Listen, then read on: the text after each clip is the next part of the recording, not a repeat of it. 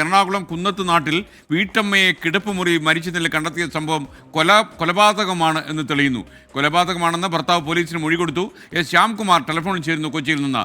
ശ്യാം, എന്താണ് ഈ കൊലപാതകത്തിന്റെ പിന്നാമ്പുറത്തുള്ള കാര്യം? ഇത് ആദ്യം ആത്മഹത്യയാണെന്നാണോ കരുതിയിരുന്നത്?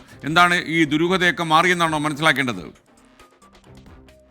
തീർച്ചയായും ഇന്ന് രാവിലെയാണ് കുന്നത്തനാട് സ്വദേശി നിഷയെ വീട്ടിലെ കിടപ്പുമുറിയിൽ മരിച്ച നിലയിൽ കണ്ടെത്തിയത്. ഭർത്താവ് നാസർ തന്നെയാണ് അയൽ വീട്ടിലെത്തി നിഷ വിളിച്ചിട്ട് എഴുന്നേൽക്കുന്നില്ല എന്ന് പറയുകയും ചെയ്തത്. ഇതോടുകൂടി അയൽവാസികൾ പെട്ടെന്ന് വരികയും ഇവരെ ആശുപത്രിയിൽ കൊണ്ടുപോവുകയും ചെയ്തു. അവിടെ ചെല്ലുമ്പോൾ മരിച്ച നിലയിലായിരുന്നു.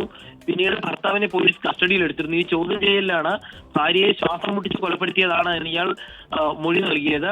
പോസ്റ്റ്മോർട്ടം റിപ്പോർട്ടിലും പുലർച്ചെ 2 മണിക്കും 4 മണിക്കും ഇടയിൽ മരണം നടന്നുവെന്ന്, ശ്വാസം മുട്ടിച്ചുള്ള കൊലപാതകം നടന്നു എന്നുള്ളതിന്റെ റിപ്പോർട്ടും ലഭിച്ചിരുന്നു.